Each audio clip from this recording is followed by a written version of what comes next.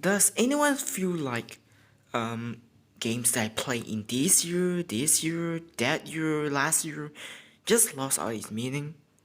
I mean, what I'm trying to say is that there are a bunch of games that came out this year, and then people talk about games from previous year, over the years, and include that in the list. Does this still count as the games that they play in that year? Like, I play like what 2, 3 new games last year and this year, and then I add in a plethora of old games I played this year and pretend to make it as a new releases. And then you look at people, it's like here are a bunch of 10 new games that were released in this year that I play every single one of them, minus including 2 old games. And then you look at me, like I said, 3 new games, 5 plus 10 old games to make this list. Man, I feel pretty useless. So yeah, like I said, I don't know about you, but the games I play in 2023, 2024, whatever year, feels like it lost all its meaning because you got people that play like new games and you got people that play the old games. It practically lost its meaning. And then you look at people like me who just plays like 2 new games, which is really sad. So hello and welcome to the games I play in 2024 and 2023. The reason I combine these two together is that I forgot to do it last year. It's not that I forgot, but it's the fact that I don't want to make a list last year because like I said, I only played 2, 3 new games last year, and then a plethora of old games that weren't released last year. Does it still count as the games I played this year in 2023? I don't know. And also, I'm just gonna combine 2024 together because one of the most anticipated game, for me at least, came out just like a week ago. So, and yeah, I think it's a good time to talk about it. And the fact that I have no excitement, no interest with any other game releases coming up. The rest of the year, I don't think I'm excited for anything else that I'm aware of. Games that I care about came out already, so I might as well just make a list right now. Better late than never, they say. Better early than never, they say. So yeah, this is gonna be a 2023-2024 list comprises of 5 games. I play a bunch of games, but I've decided to narrow it down to just 5 releases. So it's gonna be a relatively short video, depends on how much I ramble, and of course, I'm gonna spoil a little bit of some of the stuff. Spoiler alert, if you haven't played those games, I don't think it matters anyway, people probably everyone already play it, and I'm probably the only one who hasn't played it while I make this video. So yeah, let's just stop talking about it. Let's get straight to the point. Start with game number 1, Kirby Return to Dreamland Deluxe, a game that I anticipated last year. I think it came announced in 2022. Was it 2023? I don't know. Like the game, I was excited in doing the Nintendo Direct, and the game came out in 2023. Bought a copy of the game, and don't regret it. So yeah, a Nintendo Direct, the Kirby Return to Dreamland Deluxe. Like I said, I don't have a Wii. I say multiple times over the years, I don't have a Nintendo Wii, and I missed out lots of great games on the system. So yeah, when I heard about the news about their remastering, whatever you call it, I think it was remastering, not sure. The game was coming out on Switch. I was excited, I was screaming. Being a Kirby fan, boy, I was just excited for a new Kirby entry after the amazing Kirby Forgotten Land in 2022. So I was excited for more Kirby. This is another mainline Kirby entry. Of course, I'm gonna be very excited. So sorry about that. Yeah, so basically Kirby, it's another Kirby game. What can I say? It plays like Kirby, it looks like Kirby, it feels like Kirby. Story-wise, it basically is character called Megalo crash landed into the planet of Kirby's Kirby home planet, and then we have to find the missing pieces to fix his ship. And turns out, spoiler alert, who would have thought he was the bad guy all along. We team up together, beat him, and then just send him away. So yeah, it's a standard Kirby games. You got eight worlds to traverse through. You can play up to 4 players. I imagine that this will feel more than a Kirby game if you have friends to play, which I don't. I play this as a lone solo player, just like any other Kirby game. I mean, it's a Kirby game, and there's nothing else I could say. You can absorb, use the ability, copy ability, you got new ability and old ability, all which are pretty good anyway. Then you have the side story content, which is a DLC regular epilogue included in the deluxe version. Basically, you play as the villain. You don't control them like Kirby. You don't control him. Don't play like Kirby. Instead, you just walk around way weak at the beginning. You have to beat all those enemies, collect those magic points. I think they call magic points. Basically, the EXP, and then use them to unlock more abilities. So the more you collect, the more you can upgrade your characters to level up, and some kind of RPG element to it. And to think that there's some RPG element to it, I guess we can say that I play an RPG game in 2023. The last time I played RPG is back in 2022. So yeah, I guess we can say this came out. There's some elements that makes me play RPG in 2023. I guess there's that just some grind you need to do. Like there's 20 or so levels you need to traverse through. You fight the enemies that you could normally found in the story mode. Albeit tougher, different enemy pattern, and yeah, you have to think about different ways to attack them, which is pretty cool. Yeah, apart from the little bit grindy nature to it, the game is pretty fun. And when you do beat the game, the main story for the first time, you unlock the hard extra mode, which is basically hard mode with a boss rush to it. Play a little bit of it, haven't touched it, but I did beat the game. So yeah, that's all I gotta say. Really fun Kirby game, nothing else to write home about. It's just another Kirby game. We really enjoy it. Yeah, I don't have anything to say. So moving on to game number 2, I played in 2023. Game number 2, Gradius Gaiden. It's another one, the latest entry, the Gradius series up to that point. Combination of Gradius 1, 2, 3, all mishmashed together, put in the blender, and what we got is a recipe, tasty recipe that in this case Gaiden. Gradius Gaiden took every element from the first 3 games and improvised it to make it a unique feature to stand on its own. Like I said, it's just another shmup. Shmup fans, including me and anyone else, will probably understand what I'm talking about. If you play, you know what I'm talking about. Stages are pretty unique. Your first level, you come to this snowy terrain. Second level, you go to this scrapyard zone where you see a bunch of enemies and bosses you fought in the past Gradius game, all being torn up and damaged, all on their last breath trying to take you down before crumbling to pieces. Really cool way to do a throwback. Then level 3 we have this crystal level where you use the laser, you can deflect the laser to different direction. Really cool as well. Level 4 you have this Moai head, infamous in the Gradius series, and then you find the boss. You think you can beat me with that, loser? There's just a way to taunt the player. That was really cool. Yeah, and then of course level 5 where you went back to the first level of the original Gradius game, and then a black hole just right behind you, obliterating, shredding everything apart while you're trying to outrun it. Just to name a few some of the really not memorable levels. Then the level later on also pretty good, but this is the beginning section that the first stuff that captivated me the most. You have 4 ships this time around. The 2 that we already know and love, Wig Viper and Lord British. Of course, 2 new newcomers, Jade Knight and Falcaion, however you pronounce it. All they have their different enemy bullet pattern to it, but I always stick with the Wig Viper because I feel the most comfortable playing with the Wig Viper compared to the other players. I think it's because of the fact that the Konami, everyone else just were able to bring all the best idea and put them together just to make a fantastic puzzle to it. It's just so fantastic. One of really the best game in the Gradius series. I know there's Gradius 4 Fukatsu that came out after Gaiden, but that was not as good. And then of course Gradius 5 made by Treasure, formed by former Konami employee, but a traditional Konami game As for it, it's basically Gradius Sky than the last one, which is really good. Too bad the game only is still on PlayStation 1 and PSP as part of the Gradius collection.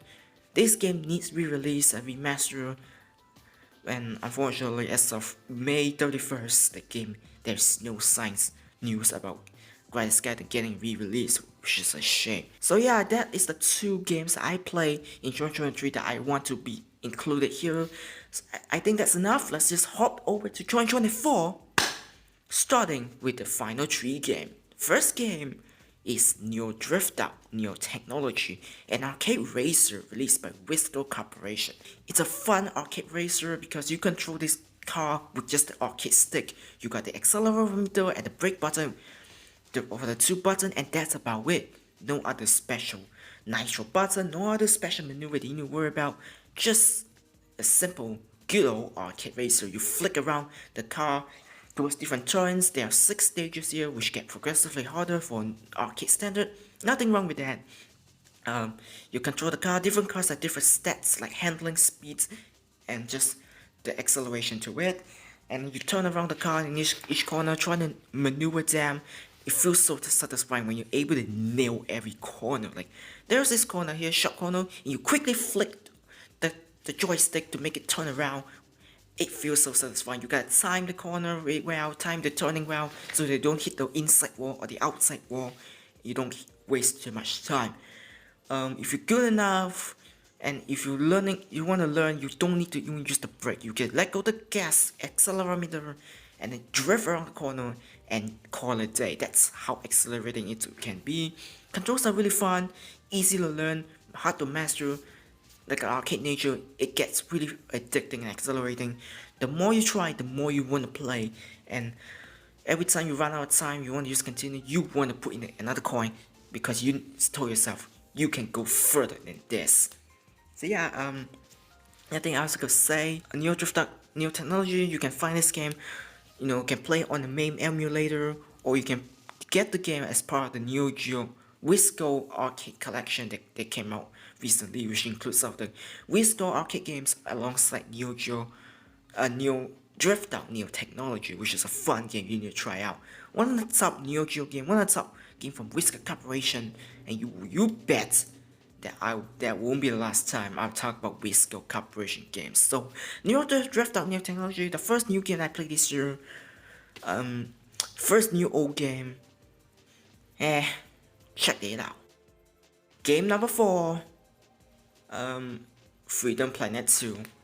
I mean, there's no secret that Freedom Planet 2 is probably gonna be my favorite game of the year. It's probably already my game of the year 2024. In case you don't know, Freedom Planet 2 is the sequel to Freedom Planet 1. What is Freedom Planet 1? Well, the game came out in 2014, and people often say it was just another Sonic clone, which it isn't. Freedom Planet, in a way, did everything, most if not everything, that Sonic games can never do to this very day.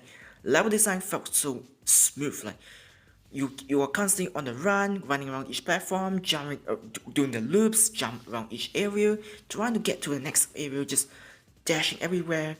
And you see that in Sonic games, but like, don't lie, most Sonic games have this habit of just adding bunch of hazards to slow you down intentionally. Like, oh, there's this fast level that makes you go fast, and then bam, here's like this hazard that you don't see coming, and then here's some weird platform and you need to jump through, and then you can get running again, and then bam, level just constantly throw you a bunch of hazards here to slow you down, like inconsistent level design. You don't see that in Freedom Planet. Freedom Planet 1 did what Sonic games could never do. For the majority part of the game, for most of the levels from start to finish, you never encounter those issues at all. You can go run as much as possible, and the level is not too slow to slow you down. They didn't add too much hazard with the game at all. Like, you can pick different characters, Carol, Mila, Lilac, all different characters at different ways to progress, but none of them have trouble cruising to the area. All 3 characters were developed in a way that fits well with each levels. It feels like the developer Galaxy Trail understand the fundamental flaw of the Sonic games, and they never repeat it here.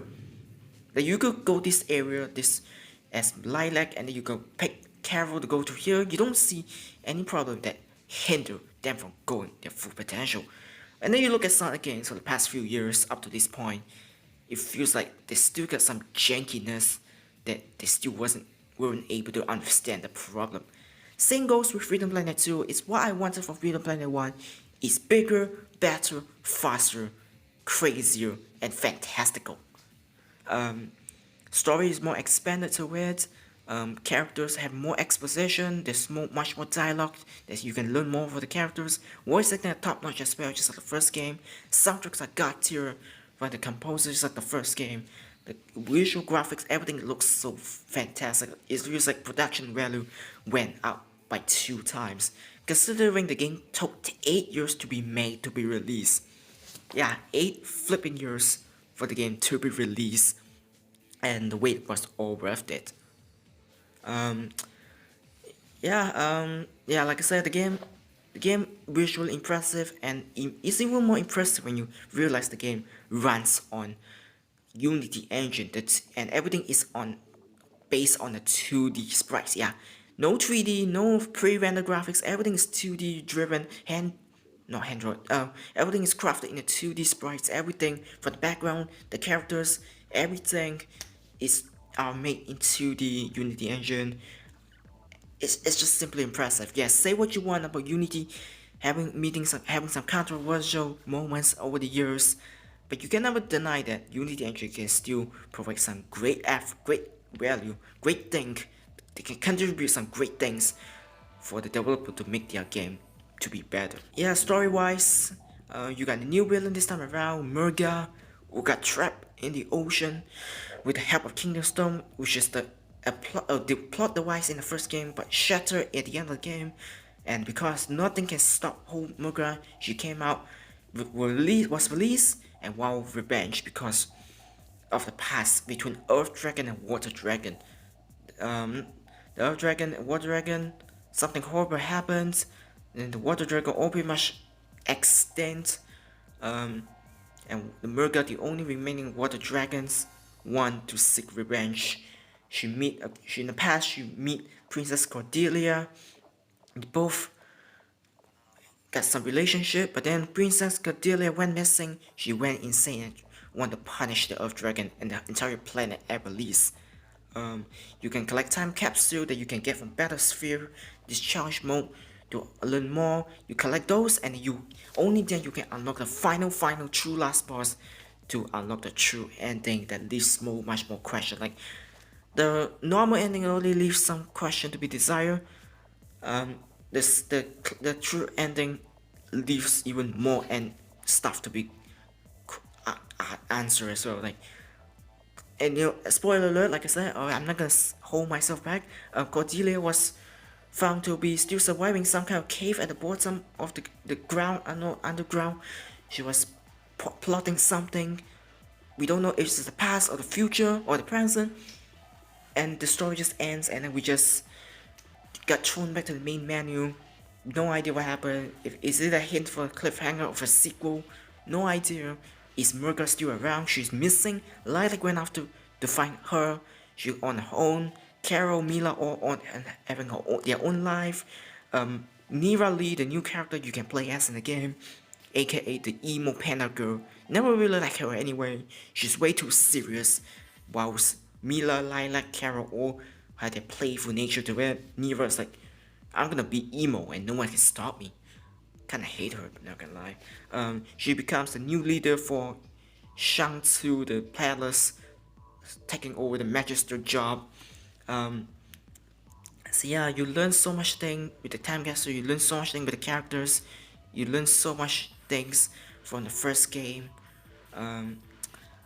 And yeah, you can go through these different areas. Shang-Tu, like I said, Shangmu, Shuigang, Perusa, the new map. Really cool, exotic location. Everything, like I said, is built on a 2D engine sprites. Everything is so impressive. And there's one point where Murga's like kidnapped Mayor Zhao, one of the favorite character in the game. We try to rescue him, but it turns out it's a trap.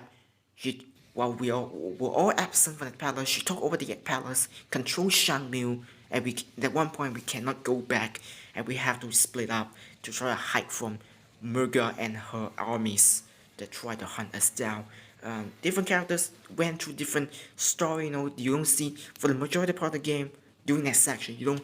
It's the character split. You don't see them meet each other. Carol trying to find her sister, who being used by Murga. Captain Kalo being used by Murga as well. Lilac trying to do their own thing as well. Mila doing her own thing as well. Of course, there's so much more I could explain. Like that's tip of the iceberg. So yeah, Freedom Planet 2, fantastic sequel, fantastic game.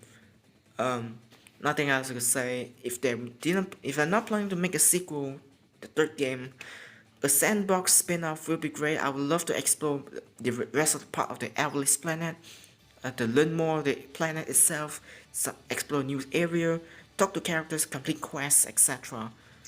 Like some kind of RPG games to it. So yeah, Freedom Planet 2 is fantastic. And finally, one of the most anticipated game of the year is Paper Mario TTYD Remake. Ever since its announcement back in 2023 Direct, I was like, yeah, this game right here, you can't see it. This game, I want this game. I want this game.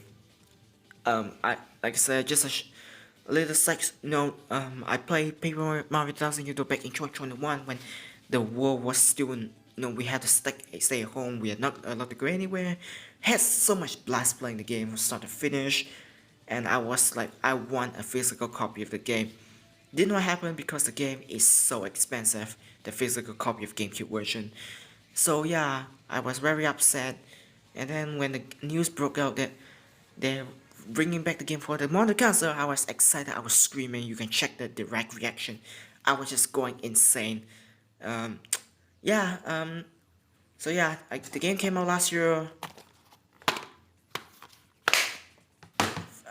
Nothing else I could say.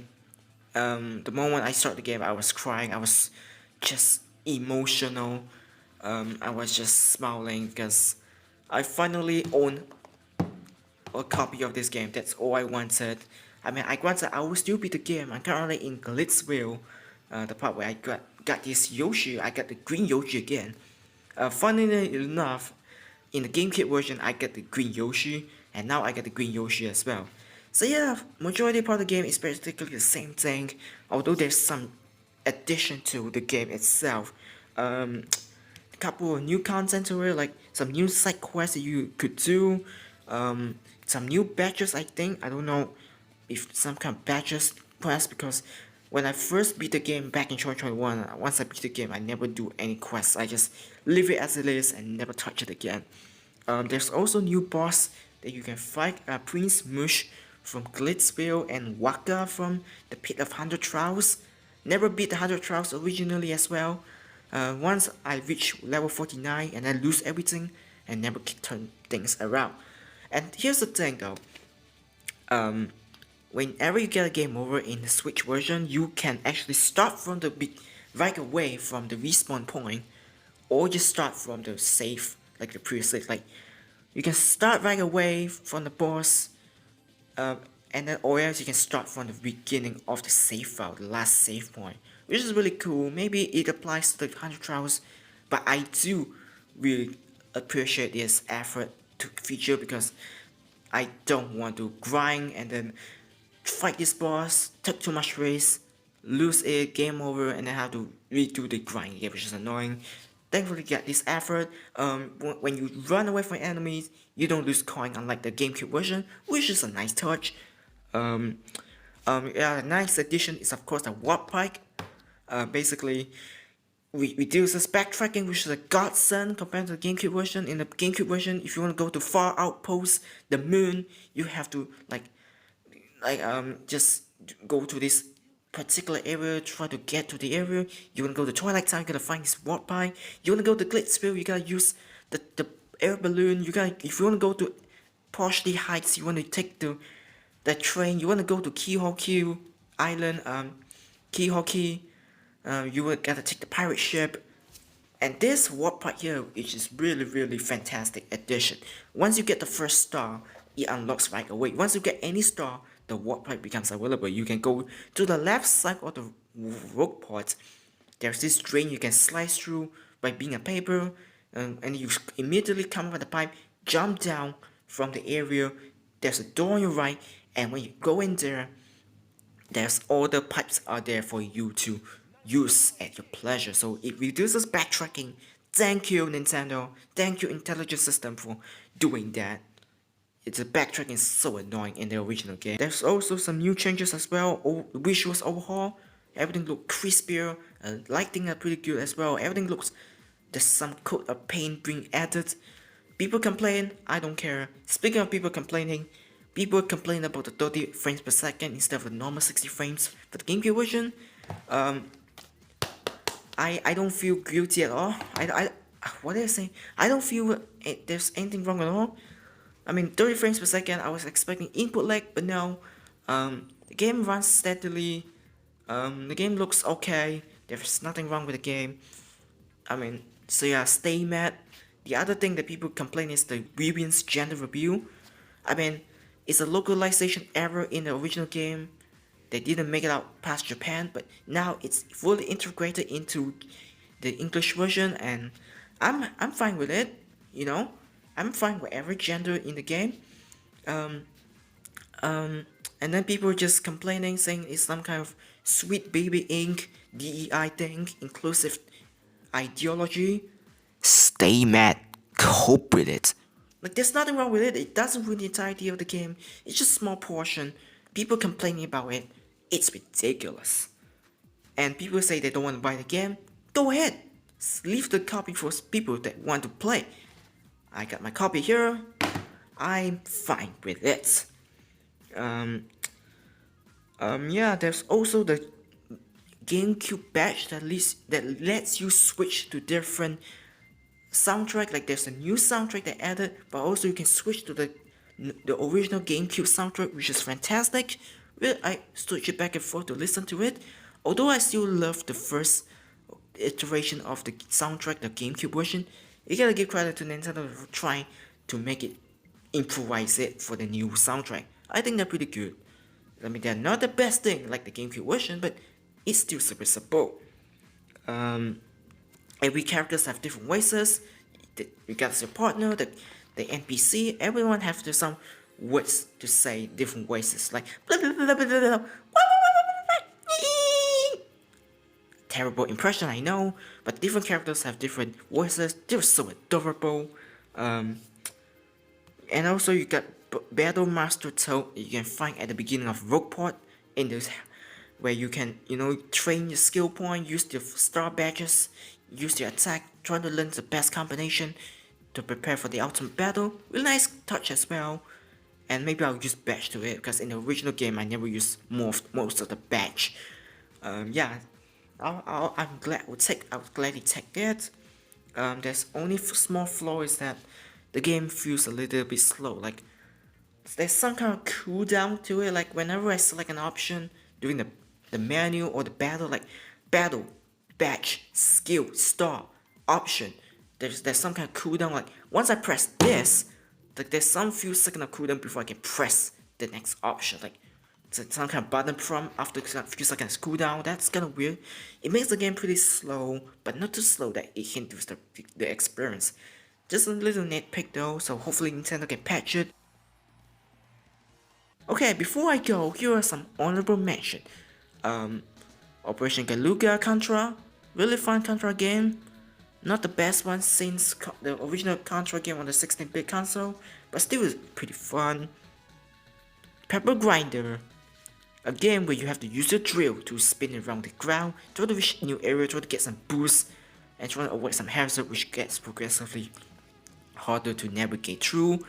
I had some hard time trying to go through it, so I have skill issue. I haven't made that far yet into the game, but it's a fun game nonetheless. Horizon Chase 2, it's the same thing I love from the first game, but I prefer to play the first game even more, because the first game has this dreamscape low polygon texture to it, while the second game opted to feel like it's trying to be realistic, like real world location, which kinda just ruined the sounding aspect, but nevertheless still a good game, but I will still play the first game, so that's why you never hear me talk about much about Horizon Chase 2, because I still think Horizon Chase 1 is better.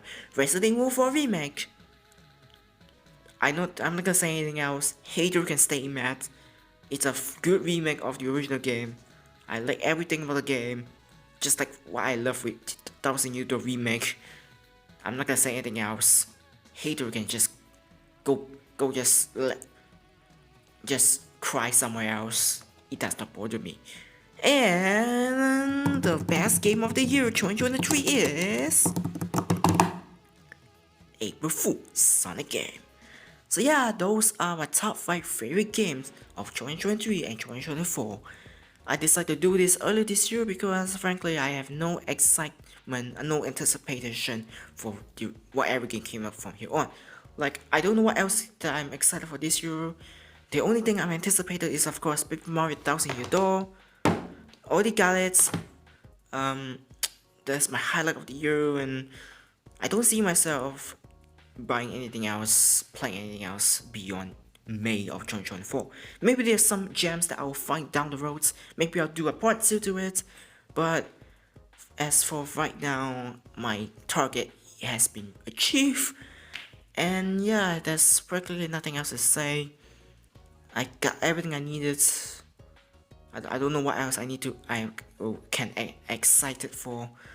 What else releases that I care about the most down the road? None of that. Anyway, that's all I can say with this video. If you enjoy what you see, be sure to like, share, subscribe, and turn on the notification bell so that you won't miss a thing. Comment below your favorite game of 2023 and 2024 despite 5 months late. This is not the end of the channel. There's still more videos to come down the road in the second half of the year. Of course, the direct coming up next month. Of course, I will react to it. I will watch that as well and see what the future for the Switch and the future of Nintendo and everything else. More videos coming down the road as well. I'm not going anywhere.